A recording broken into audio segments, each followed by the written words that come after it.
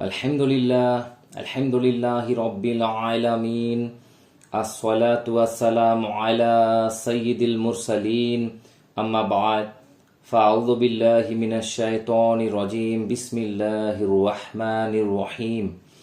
আমার প্রিয় দিনী ভাইরা, আসসালামু আলাইকুম ওয়া রাহমাতুল্লাহি ওয়া বারাকাতুহু। একটা খুবই গুরুত্বপূর্ণ বিষয় আজকে ইনশাআল্লাহ ক্লিয়ার করার চেষ্টা করব। মানে একটা সিরিজ আজ থেকে আমি করছি, যে সিরিজটা হবে নামাজের পদ্ধতি নিয়ে। হাদিস মোতাবিক নবী আল ইসলামের সুন্নাত নামাজের তারিকা নিয়ে যে ইখতলাফ চলে আসছে, অর্থাৎ 1400 বছর প্রায় হয়ে গেল ইসলাম আসার আমাদের কাছে পৌঁছানোর, নবী ইসলামের ওফাতের পর। কিন্তু দুঃখের বিষয়, নামাজ কিভাবে পড়ব সেই বিষয় নিয়ে আজও উম্মতের মধ্যে একটা বড় মাপের মতভিন্নতা, মত পার্থক্য, ইখতলাফ, এবং সেই ইখতলাফটা এমন একটা জায়গায় চলে যাচ্ছে যেখানে আমরা একে অপরকে কাদা ছোড়াছুড়ি করছি, একে অপরের বিরুদ্ধে ফাতোয়া দিচ্ছি। আর একটা দল বলছে যে তার ওইভাবে নামাজ হয় না, আমাদের নামাজটা সহি।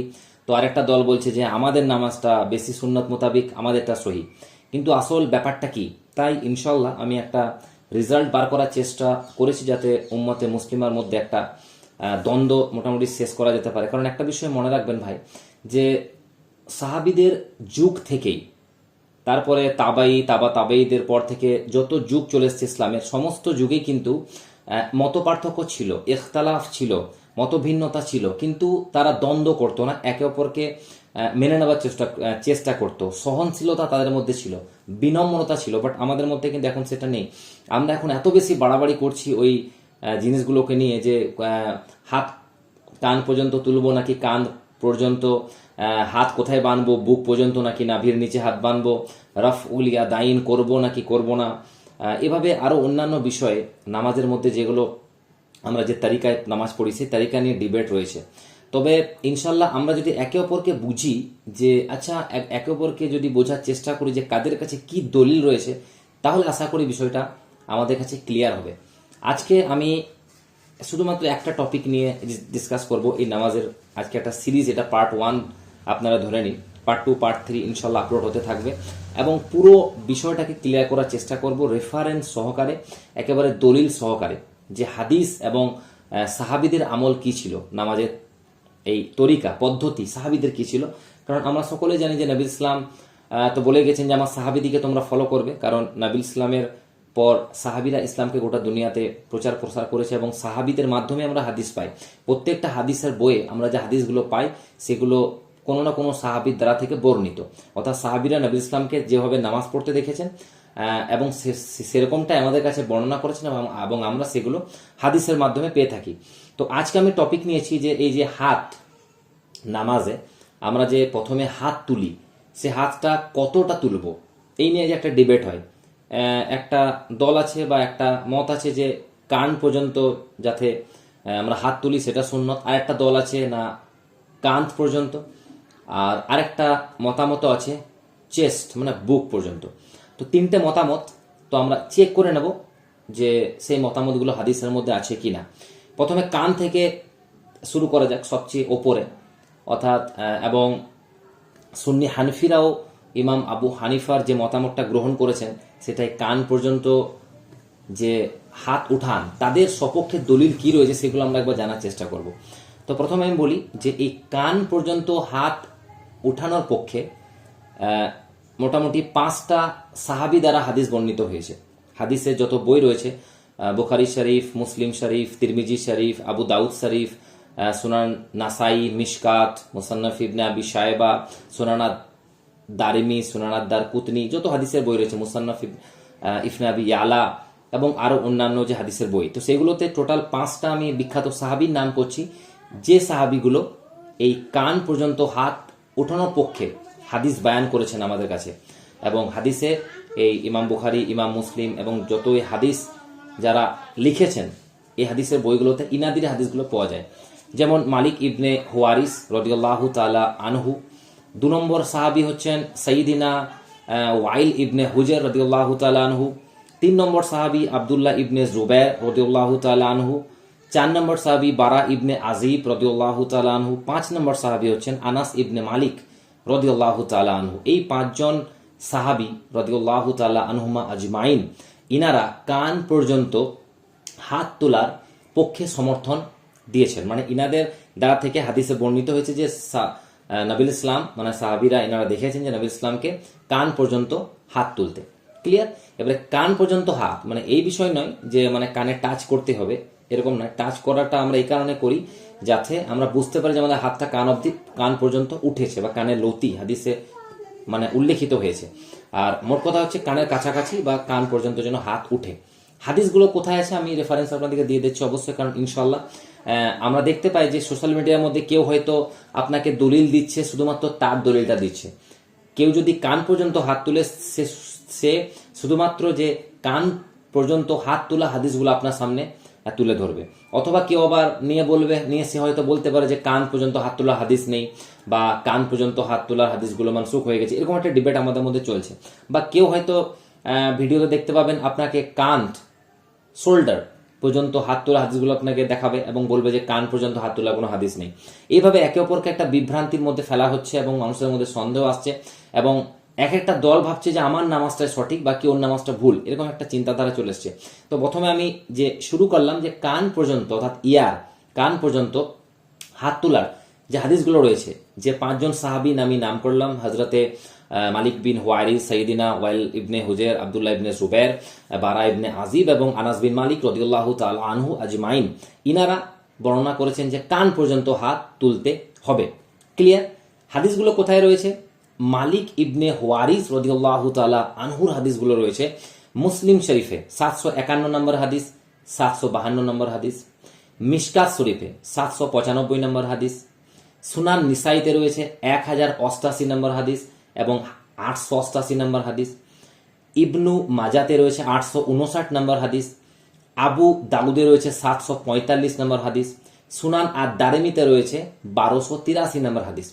এতগুলো হাদিস এবং আরো বেশি হাদিস মানে রিপিটেশনে বর্ণিত হয়েছে। একই হাদিসের বইয়ে বারবার হাদিসগুলো এসেছে, আমি সেই নাম্বারগুলো বললাম না, আমি জাস্ট একবার করে নাম্বারগুলো বললাম যে এই যে হাদিসের নাম্বারগুলো বললাম এই হাদিসগুলো মালিক ইবনে হুয়ারিস রাদিয়াল্লাহু তাআলা আনহু এই বিখ্যাত সাহাবী থেকে বর্ণিত হয়েছে যে কান পর্যন্ত এবং কানের লতি, শুধুমাত্র কান নয়, কানের লতি, এই যে আমরা যেখানে টাচ করি অনেকেই, তো এই কানের লতি পর্যন্ত হাত তোলাকে তিনি সমর্থন করেছেন। তিনি জানিয়েছেন আমি নবী ইসলামকে এই কানের লতি বা কান পর্যন্ত হাত তুলতে দেখেছি।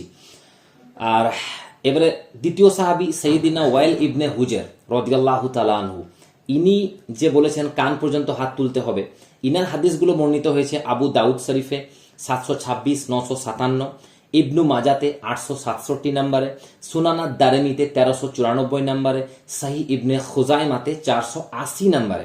ক্লিয়ার? তৃতীয় সাহাবী যিনি এই কান পর্যন্ত হাত তোলাকে সমর্থন করেছেন, যিনি বলেছেন যে আমি নবী ইসলামকে এভাবে কান পর্যন্ত হাত তুলে নামাজ পড়তে দেখেছি, উনার নাম হচ্ছে আব্দুল্লাহ ইবনে জুবাইর। উনার হাদিস পাওয়া যায় মুসনাদে ইমামে আহমদে 15666 নম্বরে এবং ইবনু মাজাতে 868 নম্বরে। বারা ইবনে আজিব রাদিয়াল্লাহু তাআলা আনহু, এই সাহাবীর দ্বারা যে হাদিস কান পর্যন্ত হাত তোলা হাদিস বর্ণিত হয়েছে, হাদিসটা পাওয়া যায় মুসনাদে আবি ইয়ালাতে 1692 নম্বর হাদিসে। তারপরে আরেকজন সাহাবী যে তিনিও বর্ণনা করেছেন যে হাত কান পর্যন্ত উঠাতে হবে, উনি আনাস ইবনে মালিক রাদিয়াল্লাহু তাআলা আনহু, মুস্তাদরিক সাহিহানে হাদিসটি আছে 822 নম্বর হাদিসটি। এতগুলো যে হাদিস আমি বর্ণনা করলাম, এই সমস্ত হাদিসগুলো সমর্থন করে কান পর্যন্ত হাত তোলাকে। এগুলো আমি একেবারে টানাটান সহি হাদিসগুলো বললাম, এমন অনেক হাসান ক্যাটাগরি হাদিস বা আরো সহি দরজার কাছাকাছি আরো অনেক হাদিস আছে, সেগুলোকে আমি কিন্তু বললাম না। আমি জাস্ট এমন হাদিসগুলো পেশ করছি আপনাদের সামনে যেগুলো সারা দুনিয়াতে কেউই হাদিসগুলোর সনদ বা মাতান কোনো কিছুতে অস্বীকার করতে পারবে না, একেবারে টানাটান সহি। ক্লিয়ার হলো? এতগুলো হাদিস তাহলে বর্ণিত হয়েছে যে হাত কান পর্যন্ত তুলতে হবে, এতগুলো সাহাবীর দ্বারা বর্ণিত হয়েছে এবং বিভিন্ন হাদিস লিখনেওয়ালা যেমন ইমাম বুখারী, ইমাম মুসলিম, ইমাম তিরমিজি, ইমাম নাসাই, ইমাম আবু দাউদ, এই বিভিন্ন মুফাসসির কেরামরা কি করেছেন, ইনাদের দ্বারা থেকে হাদিসগুলোকে নিয়েছেন বিভিন্ন রাবির মাধ্যমে। ক্লিয়ার হলো? কান পর্যন্ত কোথায় হাদিসগুলো রয়েছে, অর্থাৎ যারা কান পর্যন্ত হাত উঠান তাদের সপক্ষে এগুলো দলিল। এবারে আসি, এবারে যারা কান মানে হচ্ছে শোল্ডার পর্যন্ত হাত তুলেন, তারা যে পদ্ধতিতে নামাজ পড়েন সেটাও হাদিসের মধ্যে রয়েছে। সেটাও আমি বলবো। কারণ এমন নয় যে মানে আমি যেভাবে কান পর্যন্ত হাত তুলে নামাজ পড়ি শুধু সেই হাদিসগুলো আপনার সামনে তুলে ধরবো আর বাকি বলবো যে না অন্য কোনো পদ্ধতি নেই, এটা নয়। এভাবে এভাবে যদি আমরা একে অপরকে ব্লেম করতে থাকি বা আমিই সঠিক বাকি অন্য কেউ ভুল, তাহলে কিন্তু ইসলামের মধ্যে ঐক্য আসবে না। কারণ হচ্ছে কান পর্যন্ত হাত তোলার হাদিস যে সকল সাহাবীর দ্বারা বর্ণিত হয়েছে তাদের মধ্যে একজন হচ্ছে আবু হুমায়দ সাঈদী রাদিয়াল্লাহু তাআলা আনহু, আব্দুল্লাহ ইবনে ওমর রাদিয়াল্লাহু তাআলা আনহু, আবু হুরায়রা রাদিয়াল্লাহু তাআলা আনহু এবং আরো অন্যান্য সাহাবীও বর্ণনা করেছেন। তো আমি এই তিনজন সাহাবীর দ্বারা থেকে বর্ণিত যে হাদিসগুলো এসছে, কোন কোন বইয়ের মধ্যে এই মুফাসসিররা নিয়ে এসছেন, ঠিক আছে, মুহাদ্দিসরা নিয়ে এসছেন, সেটা আমি বলে দিচ্ছি। তো সর্বপ্রথম বুখারী শরীফে 828 নম্বরে আবু হুমায়দ সাঈদী রাদিয়াল্লাহু তাআলা আনহুর হাদিসটি ইমাম বুখারী নিয়ে এসছেন 828 নম্বরে, যে হাত নবীর ইসলামকে তিনি দেখেছেন কাঁধ পর্যন্ত তুলতে। ইবনে মাজাতে ইনার দ্বারা হাদিস বর্ণিত হয়েছে 862 নম্বরে এই সাহাবীর হাদিস। মিশকাত শরীফে 792, সুনানাত দারিমিতে 1394। আব্দুল্লাহ ইবনে ওমর রাদিয়াল্লাহু তাআলা আনহুর মাধ্যমে যে হাদিস বর্ণিত হয়েছে যে হাত তিনি কান পর্যন্ত উঠাতেন বা নবী ইসলামকে তিনি দেখেছেন কান পর্যন্ত হাত তুলতে, ইমাম বুখারী শরীফে 700 নম্বরে নিয়ে এসছেন, মুসলিম শরীফ 748 নিয়ে এসছেন। ইন্টারন্যাশনাল নাম্বার যেটা বলছি মুসলিম শরীফে সেটা 390, হাদিস একাডেমি যে প্রিন্ট করেছেন মুসলিম শরীফ সেটাতে 748, ইবনে মাজাতে 858, মিশকাত শরীফে 793, তিরমিজি 255, সুনানাত দারিমিতে 1282। এবং আবু হুরায়রা রাদিয়াল্লাহু তাআলা আনহু দ্বারা একটা হাদিস বর্ণিত হয়েছে কান পর্যন্ত হাত তোলা, সেটা ইবনে মাজাতে রয়েছে 860 নম্বরে। ক্লিয়ার হলো? তাহলে প্রথম আমরা কান পর্যন্ত হাত তোলার যে হাদিসগুলো পেলাম যে কোন কোন সাহাবী বর্ণিত করেছেন এবং কোন কোন বইয়ে রয়েছে। তারপরে কান পর্যন্ত হাত তোলার হাদিসগুলো পেলাম যে কোন কোন সাহাবী বর্ণনা করেছেন এবং কোন কোন বইয়ের মধ্যে রয়েছে। আর একটা হাদিস আছে যে হাদিসের মধ্যে কান এবং কাঁধ দুটো একসঙ্গে উল্লেখ করা হয়েছে না। এই হাদিসটা মানে এই হাদিস আবার কাঁধও নয়, কান এবং চেস্ট বুক পর্যন্ত হাত তোলার কথাও কিন্তু উল্লেখিত রয়েছে। যেমন সাইয়্যিদিনা ওয়াইল ইবনে হুজর রাদিয়াল্লাহু তাআলা আনহু, তিনি উনার এই হাদিসটা বর্ণিত হয়েছে আবু দাউদ শরীফে 728 নম্বরে, যে তিনি বললেন যে আমি প্রথমে নবী ইসলামকে কান পর্যন্ত হাত তুলতে দেখেছি, পরে আবার কিন্তু সাহাবীদেরকে দেখলাম তারা কিন্তু বুক পর্যন্ত হাত তুলছেন। এবং তিনি রিজনটা বলেছেন কেন বুক পর্যন্ত হাত তুলছেন, না ঠান্ডার দিন ছিল এবং সকলে কোট বা বিভিন্ন কাপড় চাদর সকলে জড়িয়েছিলেন, সেই কারণে আমি দেখলাম ভিতর থেকে তারা বুক পর্যন্ত হাতগুলোকে তুলছে। তার মানে একটা জিনিস বুঝতে পারছেন ভাই, যে একটা জিনিস ক্লিয়ার হলো যে কান পর্যন্ত হাত তোলা সপক্ষ দলিল রয়েছে, কান পর্যন্ত রয়েছে, বুক পর্যন্ত রয়েছে। এবারে বলুন আমরা যদি এই মুস্তাহাব জিনিসটাকে নিয়ে এখন যদি মারামারি করি, একে অপরকে গোমরা বলি, একে অপরকে জাহান্নামী বলি, তাহলে বুঝতে হবে যে আমরা শুধুমাত্র ফিতনা সৃষ্টি করছি, আমরা উম্মার মধ্যে ঐক্য চাইছি না। মুসলিম সকল ভাইদের মধ্যে ঐক্য ফিরে আনতে যদি আমরা চাই, তাহলে অন্ততপক্ষে এই বিষয়গুলো নিয়ে কিন্তু ঝগড়া করলে চলবে না। প্রথম কথা মনে রাখবেন, যে জায়গায়, যে মসজিদে, যে গ্রামে যেভাবে মানুষ নামাজ পড়ছে প্রত্যেকের কাছে দলিল রয়েছে, তাদেরকে পড়তে দিন। নতুন করে কাউকে মানে একরকম নামাজ সে পড়ছে, তাকে আপনি বলছেন এরকম এই নামাজটা সঠিক নয় এবং সে আবার নামাজটা ত্যাগ করছে, তার মানে একটা সেই হাদিস ছেড়ে সে আর একটা সেই হাদিসে আমল করছে এবং সেখানে একটা ফিতনা সৃষ্টি হচ্ছে, বিভ্রান্তির সৃষ্টি হচ্ছে। এইগুলো থেকে বেঁচে থাকবেন। তাহলে এতগুলো হাদিসকে কান কান বুক এতগুলো হাদিসকে দেখা, এবারে হাদিসের মধ্যে এতগুলো বিষয় এসছে, এতগুলো বিষয় আসার কারণেই কিন্তু চার ইমামের মধ্যে ইখতিলাফ সৃষ্টি হয়েছিল। কারণ আমাদের চারজন যে সহিহ সুন্নি যে ইমাম ছিলেন, ইমাম আবু হানিফা রহিমাহুল্লাহ, ইমাম শাফাঈ রহিমাহুল্লাহ, ইমাম ইবনে হাম্বল রহিমাহুল্লাহ এবং ইমাম মালিক রহিমাহুল্লাহ, ইনারা কি করেছেন? ইজতিহাদ করেছেন এই বিষয়টাতে। যেহেতু ওনারা মুস্তাহিদ ছিলেন, যেহেতু হাদিসের মধ্যে মত পার্থক্য রয়েছে নামাজ পড়া পদ্ধতি নিয়ে, সে কারণে ওনারা ইজতিহাদ করেন এবং ইজতিহাদ করে দেখেন এবং ওনারা নিজের মতামত পেশ করেছেন যে এভাবে নামাজ পড়তে হবে। যেমন ইমাম আবু হানিফা এই হাত তোলার বিষয়ে ইজতিহাদ করেছেন যে আমরা যদি হাত কান পর্যন্ত তুলে নিই তাহলে কিন্তু কান পর্যন্ত হাদিসগুলো তো আমল করা হচ্ছে, বুক যে রয়েছে একটা হাদিস সেটাতেও কিন্তু আমল হয়েছে, কারণ পুরো এইখান থেকে শুরু করে কিন্তু টোটাল আমার পুরো জিরা বা পুরো হাতটা কিন্তু কান অব্দি উঠে গেলে টোটাল সমস্ত হাদিসগুলোতে কিন্তু আমল করা হয়ে যাচ্ছে। সেই কারণে হানফি যারা রয়েছে তারা কিন্তু কান পর্যন্ত হাত তোলে। অনেকে ব্লেম দেয় যে অনেক আমার আহলে হাদিস ভাইরা রয়েছেন বা অনেক আসলে আমি আহলে হাদিস যে আওয়াম যে পাবলিক, আমার পাবলিকদের প্রতি কিন্তু কখনো কোনো আক্ষেপ নাই, আর থাকবেও না, কারণ আমি সকল পাবলিককে আলহামদুলিল্লাহ ভালোবাসি, প্রত্যেক মুসলিমকে ভালোবাসি। আহলে হাদিস কিছু উলামা রয়েছেন, ওনারা একটু বিশৃঙ্খলা সৃষ্টি করছেন, ফিতনা সৃষ্টি করছেন।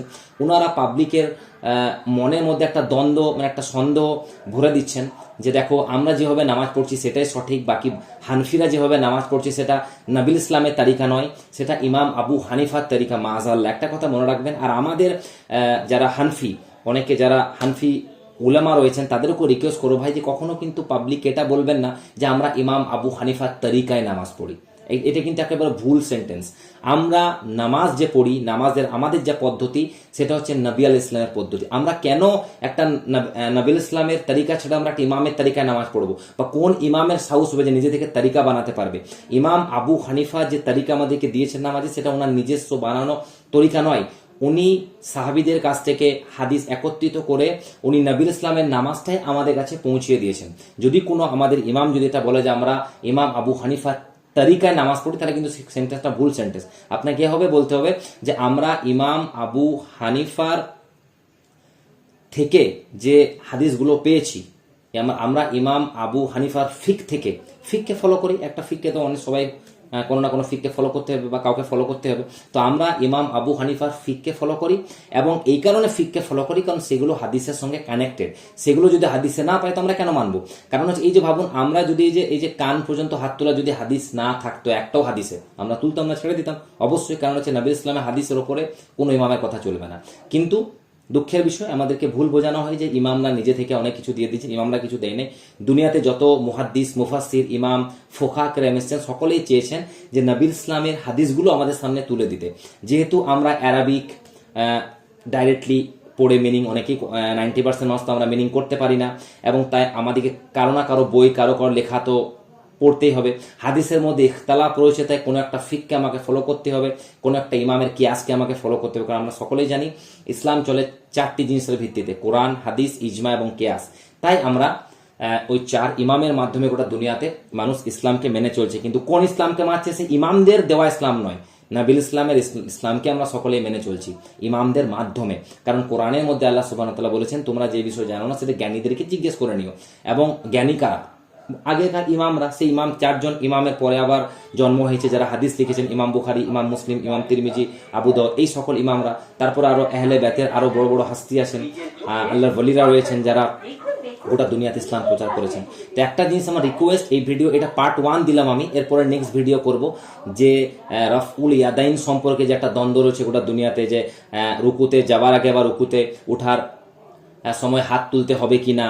তারপরে একটা দ্বন্দ্ব রয়েছে আমিন জোরে বলা বা আস্তে বলা নিয়ে, সূরা ফাতিহা ইমামের পেছনে পড়বে কিনা। এইভাবে আমি একটা সিরিজ তৈরি করেছি, ইনশাআল্লাহ আজ থেকে শুরু করলাম। এটা শুধু পার্ট 1 রইল, এরপরে পার্ট 2, পার্ট 3 করে আমি গোটা নামাজের পদ্ধতিটা কমপ্লিট করব। এবং এটাই আমার মোটিভ একটাই, যে ভাই যদি হাদিসের মধ্যে আপনি পেয়ে যাচ্ছেন কোনো ভাইয়ের নামাজ, তো আপনার থেকে আলাদা হলেও মনে রাখবেন সেটাও হাদিসে আছে। আমি যে হবে, আমাকে একটা জিনিস মনে রাখতে হবে যে আমি আমার পদ্ধতিটা হাদিসে পেয়েছি কিনা, বাকি তার পদ্ধতিটা হাদিসে আছে কি না আছে সে তার ব্যাপার, তাকে জবাব দিতে হবে। আমার পদ্ধতিটা হাদিসে পেয়ে গেছি মানে আই এম গুড, এবং হতে পারে তার পদ্ধতিটাও হাদিসে রয়েছে মানে সেও তো গুড। কারণ আসলে দেখবেন যখন হাদিসের বইগুলো পড়ে দেখবেন সাহাবাদের মধ্যে ইখতিলাফ রয়েছে, তাবাইদের মধ্যে ইখতিলাফ রয়েছে, ইমামদের মধ্যে ইখতিলাফ রয়েছে। তার মানে আসলে একটা সমুদ্রে দেখবেন যখন আমরা কেউ ঝাঁপ মারি, তো সেখান থেকে অনেক কিছু আমরা মূল্যবান জিনিস আমরা পাবো। তার মানে এই নয় যে আমি যে মূল্যবান জিনিসটা সমুদ্রে পেয়েছি এটাই সমুদ্রের মূল্যবান জিনিস, আর কিছু সমুদ্রে নেই তা না। হতে পারে অন্য কেউ যখন ঝাঁপ দেবে সেও কিছু সমুদ্র থেকে বার করবে যেটা হয়তো আমি পাইনি। কোরআন এবং হাদিস হচ্ছে এরকম, হাদিসের জগৎ, হাদিসের ফিল্ড হচ্ছে সমুদ্র। যে কেউ সেখানে ঝাঁপ মারবে কিছু না কিছু পাবে, হতে পারে সেটা আপনি পাননি। তাই অবশ্যই নিজেকে এটা ক্লেম করবেন না যে আমি সবকিছু জানি বা আমি যেটা জেনেছি সেটা Islam. This is absolutely wrong. কারণ হচ্ছে আমি যেটা জেনেছি সেটা ইসলামের একটা পার্ট, সেটা ইসলাম লয়, কমপ্লিটলি ইসলাম লয়। তাই অন্য কোনো মুসলিম ভাই যদি কিছু জেনেছে তো সেটাও হতে পারে ইসলামের মধ্যে আছে, সেটাও হাদিসের মধ্যে আছে। আপনি সেটা পড়ে দেখুন, যদি না থাকে সেটা আপনি তাকে ইলমে ইখতিলাফ করুন। একে অপরকে কাদা ছোড়াছুড়ি নয়, গুমরা বলে ফাতোয়া দেওয়া বা কাফির জাহান্নামী সব ফাতোয়া দেওয়া থেকে বেঁচে থাকবেন। আমি একটা জিনিস বলতে চাই, গোটা পৃথিবীতে যত মুসলিম রয়েছে সকল মুসলিমের মধ্যে ইজমা রয়েছে যে একমাত্র নুসাইরি, শিয়াদের আহলে তাশাইয়্যুহ থেকে একটা ফিরকা বেরিয়েছে নুসাইরি, যারা মাওলা আলীকে খোদা মনে করে, মাযাল্লাহ আস্তাগফিরুল্লাহ। তো ওই ফিরকাটাকে কাফির মনে করি গোটা উম্মত। এবং আরেকটা ফিরকা না গোলাম আহমদ কাদিয়ানি দাজ্জালকে যারা ফলো করে, অর্থাৎ কাদিয়ানি এই ফিরকা, এটা আহলে সুন্নাত থেকে বেরিয়েছে, তারাও হানফি থেকে বেরিয়েছে। তো এই যে দল, এই দলটা কাফির। তাহলে আহলে তাশাইয়্যু মানে শিয়াদের থেকে নুশৈরি এবং আহলে সুন্নাত থেকে এই কাদিয়ানি। বাকি গোটা দুনিয়াতে যতই দল রয়েছে, তাতে বেরেলভি, আহলে হাদিস, দেওবন্দি বা যত দল আছে, কেউ ভাই কোনো দলটাকে আপনি কিন্তু জাহান্নামী, কোনো দলটাকে আপনি কাফির বলতে পারেন না। হ্যাঁ, সেই দলের মধ্যে কোনো এক ব্যক্তি যদি গুস্তাখি করে, তাকে ইন্ডিভিজুয়ালি আপনি ফাতোয়া দিতে পারেন, ইন্ডিভিজুয়ালি তাকে আক্রমণ করতে পারেন, তাকে আপনি ইসলাহ করতে পারেন, তাকে ইলমি রিপ্লাই করতে পারেন। বাট তার গুনাহের ভিত্তিতে, তার ভুলের ভিত্তিতে আপনি তার পুরো জামাতটায় কিন্তু আপনি জাহান্নামী বা কুফরে ফাতোয়া দিতে পারেন না। এগুলো থেকে বেঁচে থাকবেন। এগুলো থেকে যদি আমরা বেঁচে থাকি, তবেই কিন্তু উম্মতের মধ্যে, আজকে মুসলমানদের কি অবস্থা দেখুন গোটা দুনিয়াতে, আজ গোটা পৃথিবীতে মুসলমানরা মার খাচ্ছে, মুসলমানরা ব্যাকগ্রাউন্ডে মানে ব্যাকফুটে চলে এসছে। তার কারণ হচ্ছে আমরা শিক্ষার দিকে পেছিয়ে, আমরা তর্ক বেশি করছি, জানার চেষ্টা কম করছি। আসলে আমাদের এই বিষয়টাকে একটু ভেবে দেখতে হবে, মানে একটু গভীরভাবে। কারণ হচ্ছে আমরা একে অপরকে সহ্য করতে পারছি না। আরেক মুসলিম ভাই, আরেক কিন্তু এটা তো ইসলামের অংশ নয়। নবী ইসলাম হাদিসের মধ্যে কি বলছেন, যে তোমরা প্রত্যেক মুসলমান ভাইকে নিজের ভাইয়ের মতো ভালোবাসবে, প্রতিবেশীকে ভালোবাসবে। তাহলে এইসব জিনিসগুলো দেখে আমরা কি বুঝতে পারছি, যে ইসলাম, আমরা যে ইসলামটাকে নিয়ে চলতে চাইছি, this is not a perfect Islam. ইসলামের পার্ট আমাদের কাছে আছে, পারফেক্ট ইসলাম নেই। এই কারণে তো কোনো হিন্দু, এক হিন্দু পণ্ডিত বলেছিল কি জানেন, যে আমি কোরআনকে ভালোবাসি, কোরআন পড়া পছন্দ করি, এবং প্রফেট মুহাম্মদ সাল্লাল্লাহু তাআলা আলাইহি ওয়াসাল্লামকে আমি প্রেস করি, আমি ইমাম হোসেনকে ভালোবাসি, কিন্তু আমি মুসলমানদেরকে ভালোবাসি না। কারণ হচ্ছে যে ইসলামের কথা কোরআনে এসছে, যে ইসলামের কথা প্রফেট মুহাম্মদ সাল্লাল্লাহু তাআলা আলাইহি ওয়াসাল্লাম বলে গেছেন হাদিসে, সেই ইসলাম, যে ইসলামের জন্য মওলা হুসাইন আলাইহিস সালাম যুদ্ধ করে শহীদ হয়ে গেছেন, পুরো খানদানকে, পুরো পরিবারকে সে কারবালার ময়দানে শহীদ করিয়েছেন, সেই ইসলাম এখন মুসলমানদের মধ্যে নেই। মুসলমানরা অন্য টাইপের ইসলাম করছে, মুসলমানরা অন্য টাইপের ইসলামে আমল করছে। কারণ হচ্ছে আমাদেরকে সেই ইসলামকে ফলো করতে হবে, যে ইসলাম আল্লাহ এবং আল্লাহ রসুল আমাদেরকে দিয়ে গেছেন, এবং ইমাম হুসাইন আলাইহিস ইসলাম যে ইসলাম বাঁচিয়ে গেছেন কারবালার ময়দানে ইয়াজিদের বিরুদ্ধে যুদ্ধ করে। আশা করি আমার কথাগুলো বোঝার চেষ্টা করছেন, যে আমি কি বোঝাতে চাইছি। কারণ হচ্ছে ঠিক আছে, ইখতলাফ থাকবে, ইখতলাফ একে অপরকে থাকবে, প্রত্যেকেই মানে কেউই সম্পূর্ণভাবে সঠিক নয়, বা কেউই সম্পূর্ণভাবে ভুল নয়। প্রত্যেক মানুষের মধ্যে কিছু না কিছু ভুল আর কিছু না কিছু ভালো গুণ থাকে। ভালো গুণগুলোকে নেবার চেষ্টা করবেন, খারাপ গুণগুলোকে বয়কট করবেন, আর ফাতোয়া দেওয়া থেকে বেঁচে থাকবেন। অন্ততপক্ষে একে অপরের দলিলকে বোঝার চেষ্টা করবেন। আশা করি কথাগুলো বোঝাতে পারলাম। ইনশাল্লাহ পরের দিন একটা সিরিজ চলবে, অবশ্যই আমার চ্যানেলটা সাবস্ক্রাইব করে নিন, বা ফেসবুক দেখলে পেজটা ফলো করে নিন। কারণ হচ্ছে আমি এই নামাজের সিরিজটা ইনশাল্লাহ ক্লিয়ার করবো। কারণ এই নামাজ নিয়ে, এই নামাজের মুস্তাহাব জিনিসগুলোকে নিয়ে আমাদের মধ্যে বহু দ্বন্দ্ব হয়, অথচ কিন্তু হাদিসের মধ্যে এই মুস্তাহাব জিনিসগুলো করা বা না করা নিয়ে কোনো ফাতোয়া নাই, নামাজ খারাপ হওয়ার বিষয়ে কোনো কথাই নাই। কারণ হচ্ছে নামাজ এইগুলো হাত তুললে বা হাত না তুললে, বা রফুলিয়াদিন করলে বা না করলে, আমিন জোরে বা আস্তে পড়লে, এগুলো থেকে নামাজ খারাপ হয় না। অ্যাকচুয়ালি আমরা নামাজের দিকে আমাদের ধ্যান কম, নামাজের দিকে আমাদের কনসেন্ট্রেশন কম, আর নামাজ কিভাবে পড়বো সেদিকে আমাদের কনসেন্ট্রেশন বেশি। আর ভাই নামাজের মূল বিষয়গুলো যেগুলো রয়েছে, মানে যেগুলো না করলে নামাজ হবে না, যেগুলো সঠিকভাবে করবে তবেই নামাজ হবে, সেইগুলোতে কিন্তু উম্মতের মধ্যে কোনো ইখতিলাফ নেই। যেগুলো করলে বা না করলে কোনো যাই আসে না, ইখতিলাফ সেগুলো নিয়ে রয়েছে, সেগুলো নিয়ে আমরা লড়াই করছি। ইনশাল্লাহ পার্ট 2 পরের দিন আপলোড করব। যে হাত তো তুলে নিলাম, আজকে তো বললাম কাঁধও রয়েছে, এবং ভুকও একটা হাদিসের মধ্যে পাচ্ছি। তো ঠিক আছে, যারা যেভাবে করছে করতে দিন, যেভাবে চলে আসছে। পরের দিন আমরা করবো হাতটা কোথায় বাঁধবো, বুকে, পেটে, নাভির উপরে না নাভির নিচে। নেক্সট ভিডিও অপেক্ষা করবেন ইনশাল্লাহ, দোয়া করবেন। আশা করি সকলেই ভালো থাকবেন। আসসালামু আলাইকুম ওয়া রাহমাতুল্লাহি ওয়া বারাকাতুহু।